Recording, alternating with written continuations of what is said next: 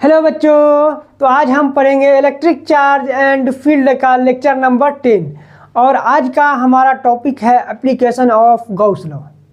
आज की क्लास में बच्चों हम लोग गॉस लॉ की मदद से इलेक्ट्रिक फील्ड निकालना सीखेंगे। अब तक जो हम लोग गॉस लॉ पढ़ रहे थे, क्यों पढ़ रहे थे? ताकि उसकी मदद से इलेक्ट्रिक फील्ड निकाल सकें। तो आइए हेडिंग डालिए, application of Gauss law. Application of Gauss law. Gauss law to calculate electric field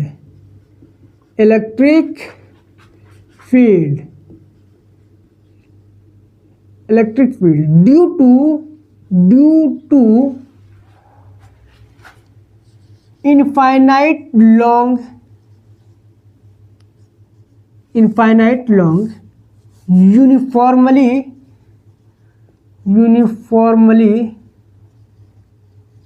charged wire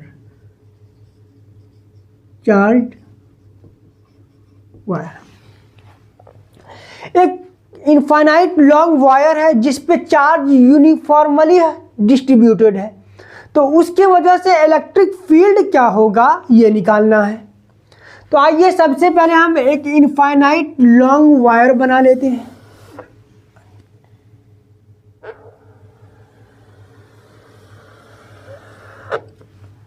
अच्छा, हमने एक इनफाइनाइट लॉन्ग वायर बना लिया और इस वायर की लंबाई -इन्फिनिटी से +इन्फिनिटी तक है और इस वायर पे चार्ज हर जगह यूनिफॉर्मली डिस्ट्रीब्यूटेड है।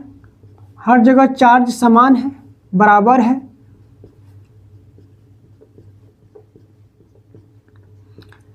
इस वायर पे चार्ज हर जगह यूनिफॉर्मली डिस्ट्रीब्यूटेड है। अच्छा, अगर पूछे कि इस पे बताओ कितना चार्ज है, तो क्या बता सकते हैं? तो इस तरह के चार्ज को बताने के लिए हम लिखते हैं लेम्डा बराबर charge per unit length.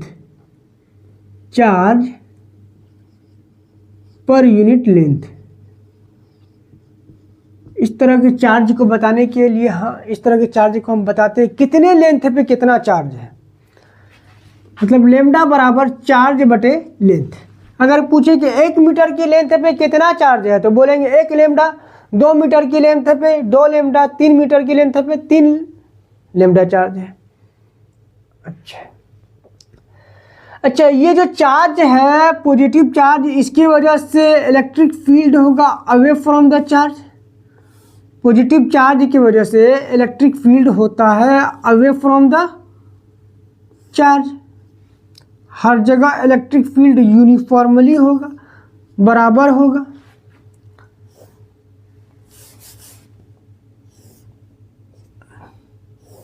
Positive charge की वजह से electric field away from the charge. अगर निगेटिव चार्ज होता तो उसके वजह से electric field towards the charge होता। इलेक्ट्रिक फील्ड हर जगह इक्वल है, बराबर है। ठीक है।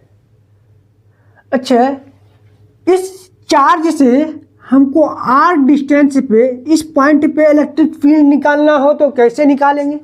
अगर यहाँ पे कोई पॉइंट चार्ज होता, इससे r डिस्टेंस पे अगर इलेक्ट्रिक फील्ड निकालने का था तो हम निकालते कि r डिस्टेंस पे जो इलेक्ट्रिक फील्ड होगा वो होगा 1/4 पाई एप्सिलॉन नॉट q बटे r²। यही होता।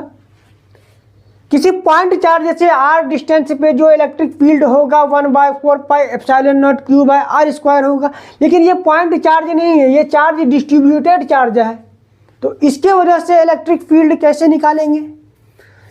तो अब हम गॉस लॉ की मदद लेंगे। तो सबसे पहले हम बनाएंगे एक गॉसियन सरफेस। क्या बनाएंगे? गॉसियन सरफेस बनाएंगे। अच्छा, अब गॉसियन सरफेस ऐसा होना चाहिए कि उसके अबाउट चार्ज डिस्ट्रीब्यूशन हर जगह सिमेट्रिक हो,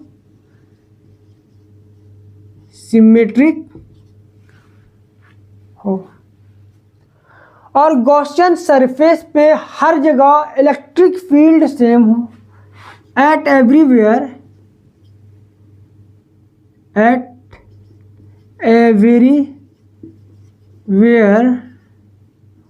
ऑन गॉसियन सरफेस या फिर on surface electric field is same. Electric field Gaussian surface पे हर जगह सेम होगा, बराबर होगा। तो लीनियर चार्ज के लिए हम लोग गॉसियन सरफेस सिलेंडर बनाएंगे। लीनियर चार्ज के लिए हम लोग गॉसियन सरफेस एक सिलेंडर बनाएंगे। मान लो यहाँ पे हम एक सिलेंडर बना लिए, इमेजिनरी सिलेंडर।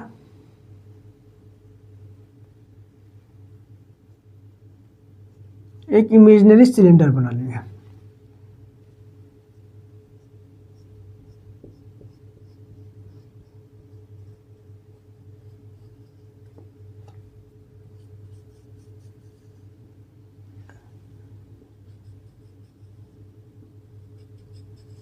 इमेजिनरी सिलेंडर बना लिए।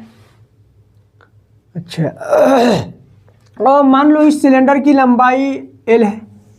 इस सिलेंडर की लंबाई हम मान लिए कि L है, लेंथ जो है इसका L है, ठीक। तो अब इलेक्ट्रिक फील्ड निकालने के लिए सबसे पहले हम गॉस लॉ का यूज करेंगे। अगर याद हो तो गॉस लॉ में हम लोग क्या पढ़े हैं अब तक? गॉस लॉ में हम लोग पढ़े हैं कि अगर कोई क्लोज्ड सरफेस हो तो उसके वजह से इलेक्ट्रिक फ्लक्स होगा E डॉट डी ए या फिर Q inside upon epsilon not, यही तो होगा।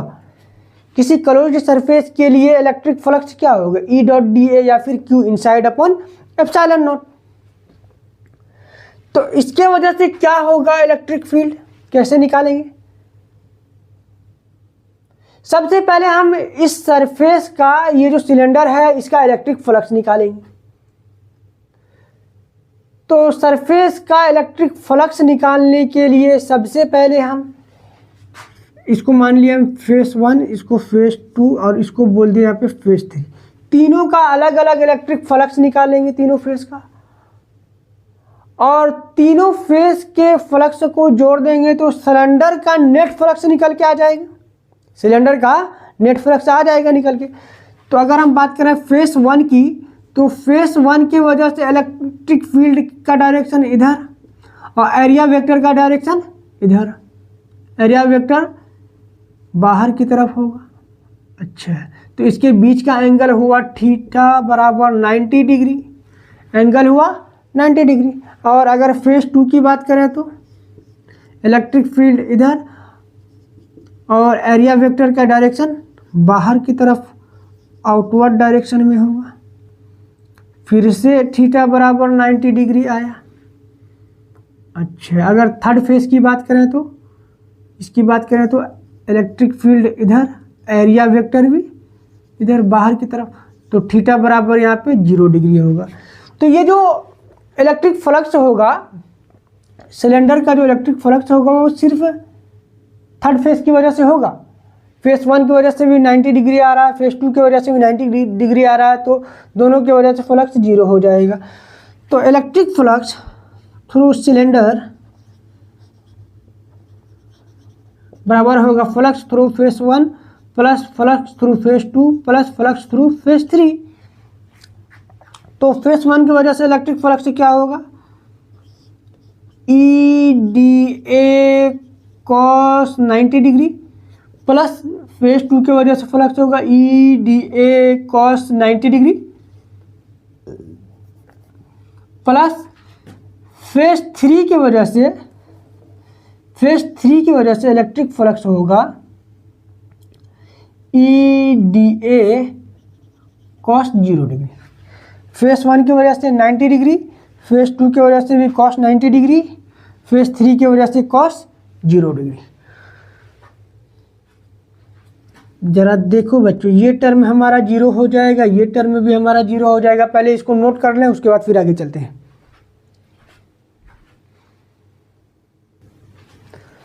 नोट कर लिए, मिटा दें इधर।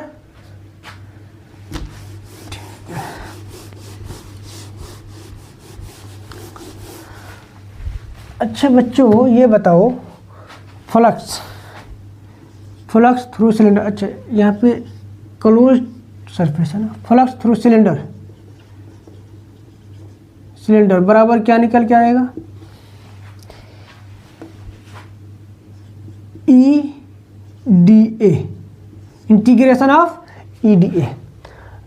अच्छा बच्चों, चार्ज हर जगह यूनिफॉर्मली डिस्ट्रीब्यूटेड है, तो इलेक्ट्रिक फील्ड भी हर जगह सेम होगा, हर जगह इलेक्ट्रिक फील्ड बराबर है, कांस्टेंट है, तो इलेक्ट्रिक फील्ड को हम बाहर निकाल लिए, अंदर बच गया DA। ठीक है, तो क्या फ्लक्स थ्रू सिलेंडर को हम Q inside upon epsilon not लिख सकते हैं? लिख सकते हैं, Q inside upon epsilon not बराबर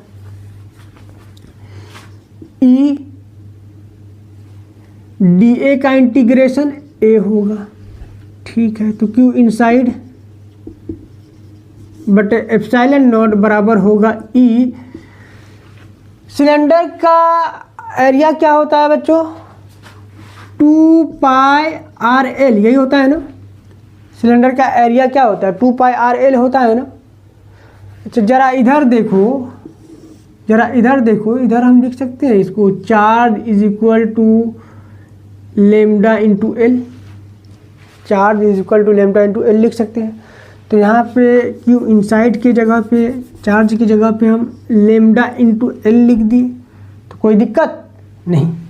तो L से L मर जाएगा, तो यहाँ से इलेक्ट्रिक फील्ड निकल के आएगा लेमडा बटे 2π एप्सिलॉन नॉट R, लेमडा बटे 2π epsilon not R।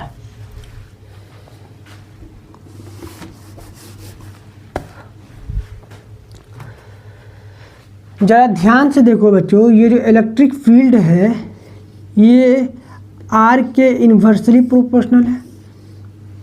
Point charge में इलेक्ट्रिक फील्ड R स्क्वायर के इन्वर्सली प्रोपोर्शनल हुआ करता था, लेकिन चार्ज डिस्ट्रीब्यूशन के लिए इलेक्ट्रिक फील्ड R के इन्वर्सली प्रोपोर्शनल है। और अगर इसके डायरेक्शन की बात करें तो चार्ज से इसका डायरेक्शन ले सकते हैं। अगर पॉजिटिव चार्ज हुआ तो इसका डायरेक्शन होगा अवे फ्रॉम द चार्ज, और निगेटिव चार्ज हुआ तो इसका डायरेक्शन होगा टुवर्ड्स द चार्ज। और अगर इसके ग्राफ की बात करें तो इसका ग्राफ होगा इलेक्ट्रिक फील्ड वर्सेस डिस्टेंस का ग्राफ, ये हो जाएगा। तो क्लियर है, तो यहीं पे समाप्त करते हैं हम लोग आज अपने लेक्चर को। आज ये इलेक्ट्रिक चार्ज एंड फील्ड का लास्ट लेक्चर था। कल के क्लास से हम लोग स्टार्ट करेंगे इलेक्ट्रिक पोटेंशियल। तो तब तक पढ़ाई करते रहें। All the very best.